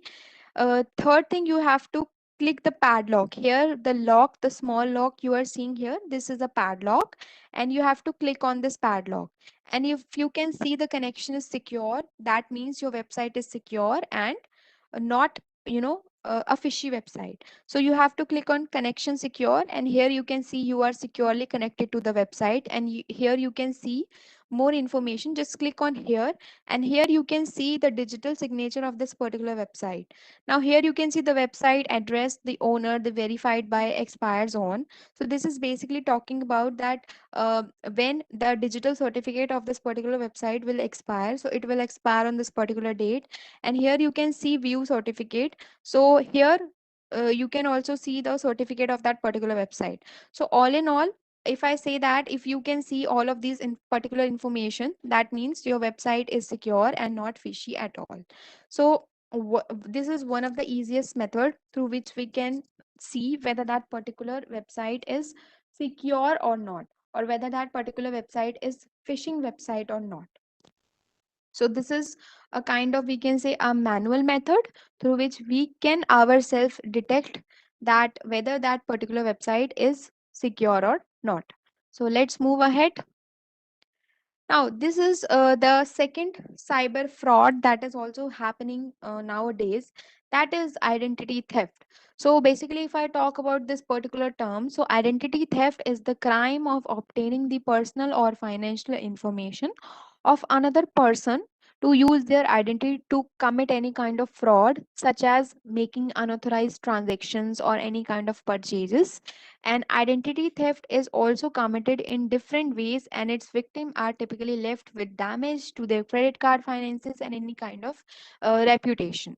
So basically, this is all about identity theft. So information often targeted by identity thieves include your passwords. If you are victim of identity theft attack, then your password can be gone. Your bank account information can also reveal. If you are using any kind of credit card information, then it can also reveal, and it will also share information stored on a user computer, mobile phones, such as your contacts, videos, images, and any kind of sensitive documents. So this is a very dangerous attack. If you are a victim, if then your personal information can be easily hacked. Now, what are the prevention of identity theft? Now, try to safeguard your personal information as much as you can, and do not write your any kind of personal information on a piece of paper and anywhere. And protect your passwords, and be credit debit card smart. Always try to check your debit and credit card, we can say, report on monthly basis, and destroy and shred receipts that are not required. One thing is, whenever we are using or we are accessing ATMs, we just throw, once we detect some once we detect the money, we just throw the receipts on the floor. So this is a very bad thing. Always try to shred the slip, then only throw it into the dustbin. Do not throw it onto the floor.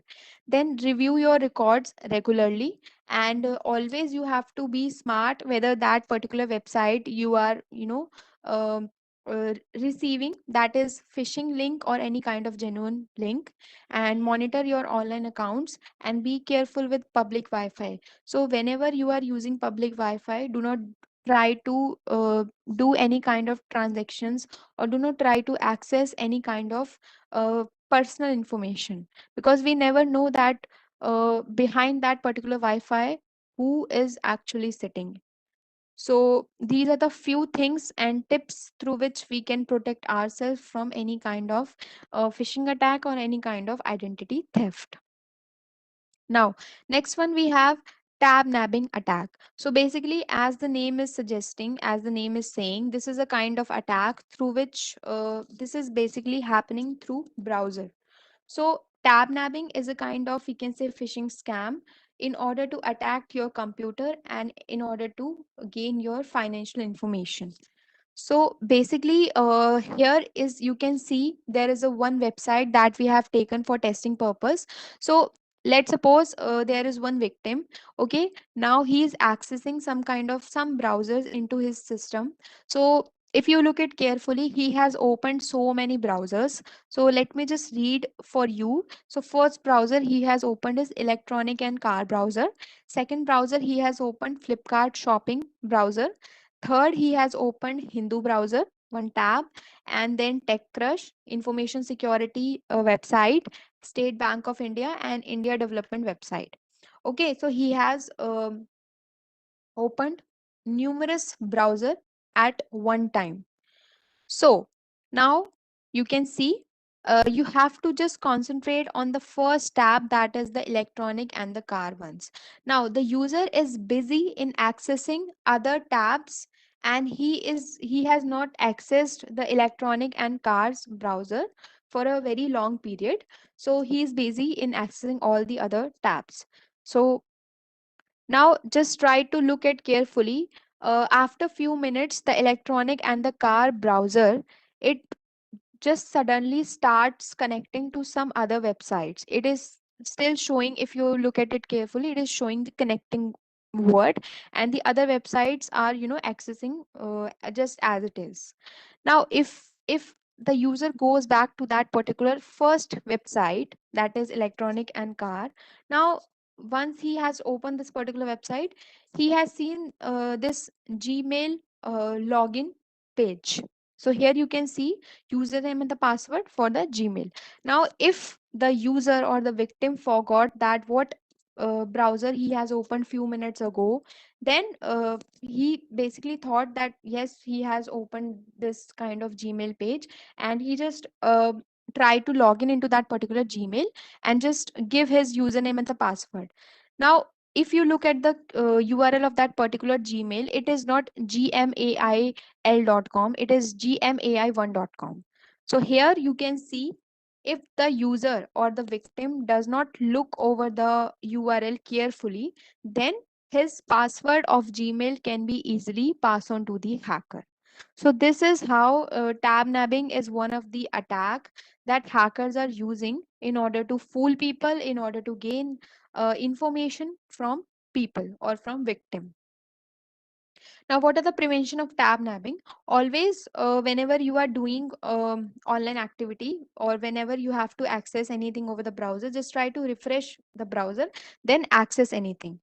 Now, next thing, check the URL correctness before key in or mouse click. So you have to just uh, move your cursor, we can say, over the link, or you have to click, you have to check the URL correctness also, the URL spelling also, that if it is gmai1.com or gmail.com. And while using any tabbed browsing, that means if you have not used that particular browser from a very long time, then try to avoid any kind of financial transaction on that particular browser, and always try to use private browsers for doing any kind of financial transactions. We will also discuss in our further slides that how you can use private windows for doing any kind of financial or personal informations, right? So next attack we have ransomware. So basically, ransomware is a type of malware that prevents, or we can say limit, users from accessing their system, either by locking the system screen or by locking the user files, unless a ransom, or we can say some kind of money, is paid. So we have two type of ransomware. First one we have crypto, and the other one we have locker. So crypto ransomware prevents access to personal files and data, and if I talk about the locker one, so locker will shut your whole computer or your whole mobile device. So unless and until you will not pay a particular amount to hacker, you will not be able to access your entire computer or your entire mobile device. But on the other hand, in crypto ransomware, a particular file or a particular folder will be encrypted, and once you paid some kind of money to hacker, then only he will provide you that key, and only in that way you can access your particular file or folder. Now comes to the password security. So password security plays an important, or we can say crucial, role nowadays. So basically there are various techniques that are used by hackers and crackers to retrieve your passwords. So we have shoulder surfing, we have writing your passwords on plain paper. So some people are habitual to write their passwords with proper URL of the website on a piece of paper, on a just a piece of paper, and they just stick that piece of paper to their office desktop, or we can say to their office uh, table. Now this is the most vulnerable thing that we can say. And there are also few techniques, that is brute force attacks and dictionary attacks. So one by one we will discuss that how using these kind of techniques hackers are actually retrieving your passwords. So firstly we have um, simple attack, that is shoulder surfing. So what is shoulder surfing? This is basically a very simple kind of technique.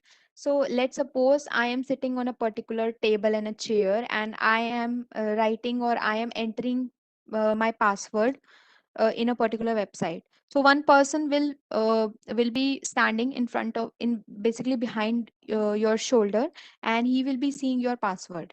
So this is a very common technique that can happen anywhere. If you are using your mobile phone in parks also, or in lifts also, then the person that is who is basically standing behind you can see your personal information, can see your password very easily. So we have to be alert, that whenever we are um, whenever we are using our any particular information that is important, or whenever we are typing our passwords, we have to check that whether any person is standing behind us or not. Next is do not store any kind of, or do not write any kind of personal information or passwords on paper and stick in your table. This is a very bad thing or bad habit. Next one, we have a brute force attack. So basically brute force attack is a popular cracking method. So basically brute force attack involves guessing username and password to gain unauthorized access to a system.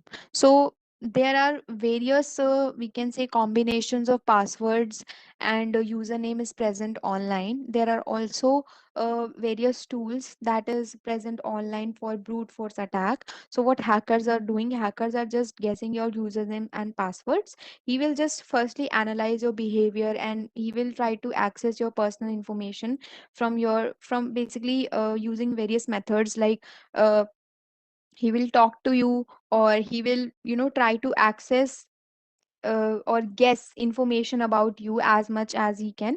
Then he will guess your passwords and username. So this is just guessing password and username under brute force attack. And then we have dictionary attack. So under dictionary attack, we can say is a kind of method of breaking a password protected computer. How? Basically uh, we can say that whatever the words that are present in a particular dictionary, hacker will uh, use each and every word over the dictionary and try to access and try to guess basically your password. If you are using any particular word from dictionary, and if he succeeded in guessing your password from the dictionary, then your password will be easily vulnerable or can be easily hacked. Now, what can be the preventions that we can do in order to protect our password? You have to switch to passphrase. Now, what is passphrase? Passphrase is a kind of, we can say in simple word, is a sentence, or is a kind of sentence through which you made your password. You will made your password through this sentence only. So how? Let's see. So here I have selected my passphrase. You can use any passphrase. Your favorite passphrase can be anything. So just firstly, try to select any passphrase which you love on mostly, and which you can easily remember. So in my case, I have taken never judge a book by its cover. So I can easily remember this particular sentence, and I will not forget this particular sentence easily. So this is my passphrase. Now the second phase will be I will make a strong password from this particular passphrase. Now from never I have taken small n, and from judge I have taken small j, and from a I have taken special a word at word special at the rate captcha. And then we have from B, book, we have taken 6, and from buy we have taken 6, and from its I have taken exclamatory sign, and then from C I have taken the capital C. So this is how, in a simple and a easy step, I have made my password, which is actually secure, and it is not at all similar to any dictionary word. So here, this is my strong word with all the necessary features. So this is how you can use a passphrase and can secure your password. So, what are the best practices to keep your password safe and secure? Always try to use different password for each services. Yeah, this is one thing, that whatever the accounts you are using, do not use same passwords for all of the account, because if your one account will be hacked, then all of your accounts can be easily hacked. So try to use different passwords for each services. And how you can remember different passwords, you can definitely use different passphrase for each services, and here in this way you can easily remember that for which service which passphrase I'm currently using. Next, use a long and a complex password. If you are using a passphrase, automatically you will be having your long and a complex password. And try to change your passwords in like 2 or 3 months. And do not use your passwords on shared computers. And you can also test your passwords. There are few online websites which are secure. You can go there once you have made your password. Once you have made prepared your password, you can go there and just try to check whether that password is strong enough or not. And you can also use passphrase. Now we have browser security. So there are some security features that we will discuss quickly related to browsers. Now let me go to my browser. Firstly, we will discuss about the Mozilla Firefox. Then we will go ahead to uh, the Chrome browser. Okay, so let me just open. Yeah, so this is my Chrome browser. Sorry, this is my Mozilla browser. So here we have to go to the settings option. So here you can see three lines, we can say. So just click here, and if you click here, you will see some sort of data like this. So just go to the settings one. Now here, so here you can see. If you will see here in the left side, you can see privacy and settings option. Just click here. Now here you can see, if you scroll down a bit, you will see three options: standard, strict, and custom. So you have to make sure that you are sticking to the standard one, because it will save you from any kind of social media trackers, any kind of cross-site scripting cookies, any kind of cross-site attacks, and any kind of tracking things. If you scroll down a bit, here you can see send websites or do not track signal that you do not want to be tracked. You have to click on always. And here, if you scroll down a bit, you can see you can definitely clear your cookies and site data. Just come here and clear your site data, clear your cookie data here, clear now. Next one, we have login and the passwords. So we have the option of ask to save logins and the passwords for the websites. So this is your choice. You can just check on this particular tab or uncheck this particular tab. And then we have autofill logins and passwords. So this is basically whenever you are logging again on that particular website, it will you do not need to try basically type your passwords and username. It will autofill your logins and passwords. So next one, we have suggest and generate strong passwords, show alert about passwords for breach websites. So you have to check on these particular check boxes. And then for history, we have options of remember history, never remain remember history, use custom settings for history. So according to your needs, you can definitely decide what you have to select. Next, we have permissions, we have location, we have camera, microphone. So you have to just come here and just, analyze that what kind of things and what kind of settings are there and what is actually your requirement. So you can definitely come here in the privacy and the security options and can, definitely uh, select the privacy options according to your needs. Now, one thing I would like to tell you how to use a privacy private browser. I hope everyone knows about the private browser, but how to access private browser, those who are not aware, you have to click on these three options, three lines options, and then you can see a new private window. So here, once you click new private window, this is basically the private tab. This is basically the private browser. Here you can access anything. Uh, Google will not track you, and also if you are using a private browser, your history will also not be there. Your history will not be stored. Okay, so you can do any kind of financial transactions here and access any kind of important information here only. So this is how you can use private browser. Now let's quickly move to the Chrome browser. So this is my Chrome browser. Here you can see the four dots here. So click on four dots here and you can see the settings option here. Once you click the settings option, there is also in the left section you can see privacy and the security option here. So here you will see numerous options like clear browsing data, cookies and other site data, security, site settings. So you can definitely go here one by one and try to uh, see what kind of information or what kind of security features it is providing us.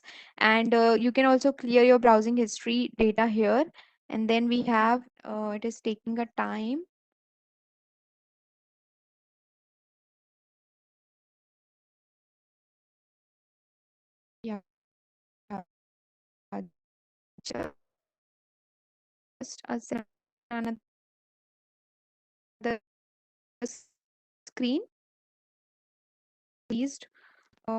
All right, now it is fine. Okay, let me go back to this. This is still in process.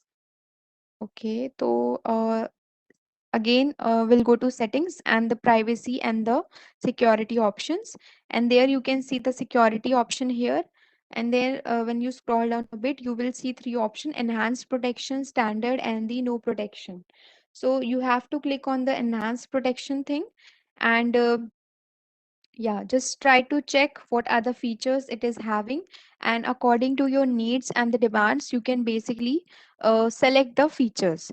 Also, how you can use private browser in Chrome one. So let's see. Yeah. So here you have to click on these dots, and there you will see new incognito window. So this is the private browser. Here you can enter uh, uh, private browser in Chrome browser. So here you can definitely do any kind of financial transactions and access any kind of important information. And here also history will not be recorded. History will not be stored. Okay, now let's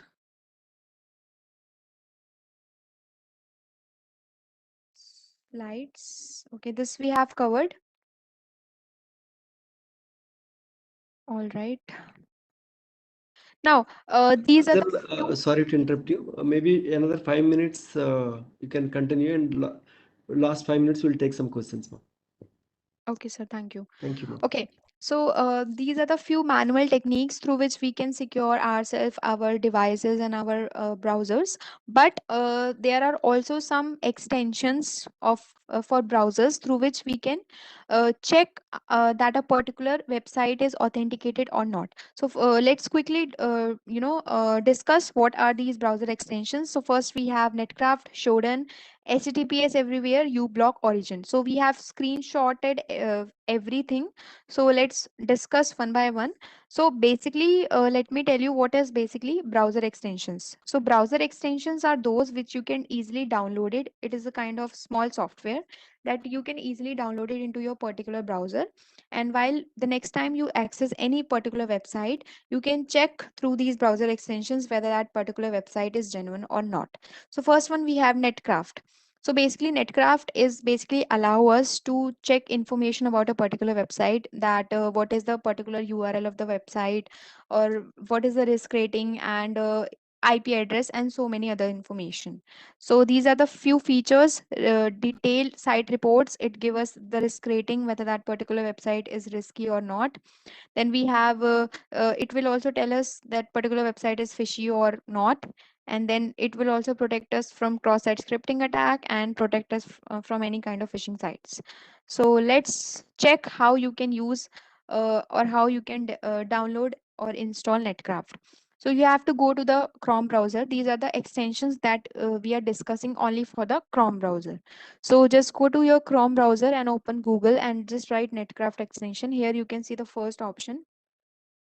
You have to click on this particular thing, and when you click the next image, it will open like this: add to Chrome. You have to click on add to Chrome.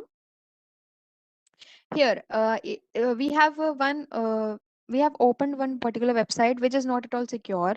Mostly this is kind of a it is not having any HTTPS kind of thing, right? So what we have to do next, we have to open any website that you want to check whether that website is, genuine or not. Once you open that particular website, you can see an image of that Netcraft browser extensions. Okay, you have to click on that, and when you click on that, this kind of pop-up will open. It will basically telling us the URL of that particular website and the country in which the particular website is hosted, the rank, first seen, and kind of things. If you want to see more information, then you have to click on the site report that you can see just below the flag. When you click the site report, you will see various information related to that particular website. And because of the time restrictions, we cannot discuss each and everything, but basically you can definitely see and if you can see informations like URL and the background information, the network information, like site URL is also given, net blocker, hosting company, IP address, and so many information are already given here. Risk rating is also right now is not given, but if the particular website is fishy, then definitely it will tell us the particular website is risky, and do not proceed with that. So this is the network information that it is giving us, right? So this I have added two screenshots, that what if you will see one for the original website, and what if you will see one for the fake website. So this is just for the original website. If you will see one original website, you will see information like this, like particular background information, site rank, first date seen, risk rating, it is showing 0 out of 10, which is a good thing. Network information, and if you see for the fake website, it will show us like this, like no information is available. So we can definitely use these small information and definitely protect ourselves from any kind of phishing attacks. Okay, so next one we have Shodan. Shodan is also a browser extension. So definitely let's discuss the steps as we have less number of time. So you can definitely go to Shodan and add to Chrome. And here you will see, once you install that particular extension, you will see a small icon. Just click on the icon and just open the particular website. Here you can see the particular information of that particular website, that these are having few open ports. It will also show us. You can also click on the view host details, and you will see so much of information for that particular website, right? So these are the vulnerability, that means these are the broken vulnerabilities that is present in that particular website. So it is also showing us, this is a very good thing. You can definitely go to Google and just check what kind of, you can read each and everything, that what kind of vulnerabilities and loopholes is present in this particular website. Okay, so these, if you will see for the protected website, it will show you a result like this. And if you will see for the unprotected website, it will show us all the open ports, vulnerabilities, and stuff like that. So as we have less number of time, let's also discuss this quickly. HTTPS everywhere. So in short, it will basically add HTTPS in your unsecured website. So automatically, whenever you are using unsecured website which is not having HTTPS, it will definitely automatically add HTTPS into a particular URL, and it will protect you from any kind of fishy, malicious websites. Ublock origin, basically, sometimes when we add or when we open any kind of websites, we see a lot of malicious advertisements, and sometimes behind that malicious advertisements, there are hidden codes or malicious codes are there. So basically, Ublock origin software, or we can say extension, will automatically block all those unwanted websites. So whenever you are accessing any kind of websites, you can definitely use uBlock Origin, and it will definitely block all those particular websites and particular advertisements. All right. So as we have less number of time, let's discuss few preventions, and then we will wrap the session. So always try to refresh the browser after returning back from other tabs. Avoid any kind of phishing links and any kind of questionable websites. Use private browsings, or we can say use private browsers in order to access your financial information or financial transactions. And always try to use antivirus softwares in your computers, mobiles, and electronic devices. And we can say do not try to click on any kind of unwanted links or ads. And auto disable when joining other networks. Just try to basically close your wi-fi button, okay, and never use passwords for wi-fi, and change the name of your default wi-fi network. Disable your wireless home network while you are not at home. And try to use two factor authentication on everything possible. So what is two factor authentication? Basically, first you have to provide your password, and then one OTP will come onto your mobile phone number. When you basically add that particular OTP code into that particular application, then only you will be access to that particular application. Okay. And then never open web links in your email. Always type links in the web browser, and check for spelling mistakes. Fake job offers mails generally have spelling mistakes and grammatical errors. And do not respond to spam mails without verification of email origin. And here the only conclusion is, the only system which is truly secure is one which is actually shut down and totally unplugged. So we have to secure ourselves and secure our nation, right? So before posting anything, you have to pause and think before you connect, and so that you can secure yourself and secure the nation. So thank you very much for patiently listening over the session. So if you have any questions, you can definitely ask us. I will try to answer all of those questions. All right, thank you, Kazal ma'am, for your wonderful and enlightening session. It was a brilliant session. Actually, like you have, of course, like we have very less time, but within the time, like you have covered excellent. Okay, thank you very much, ma'am. I think one of the officer is asking, do we have any government owned or approved VPN for use in India, or do we have any VPN software in India, like where is it approved by Indian government? No, sirs, there is no such type of VPN. Correct, We correct. can say Yeah. that. So Yeah. in just addition to like what Kazal Mama said, like Narendra Mohanji, like we don't have any open source like which is open to the public. And if any department or ministry wanted, like they are purchasing by their own, licensed versions, or like there are some, VPNs like which are customized exclusively for those departments. But otherwise, as such, like we don't have any approved one as an today. Okay. And yeah, whether there is an Indian browser. Uh, Kazalbam, is there any Indian browser? Sir, yes, we have one Indian browser that is developed by CDAC also. Yeah, Just a minute, sir. Let me it is just part of the BOS operating system, BOSS. Yes, sir. Sir, we have JS Guard, sir. Okay, JS God Browser is JS Guard. yeah. It is JS God is a software which you can use to safeguard yourself. Okay. Yes, sir. It's a safe use Opera VPN. Sir, like VPN and all the things are very critical, sir. Unless and until it is approved by your system admin or CISO. Till that time it is difficult. Should we install Netcraft and Sudan? Yes, ma'am.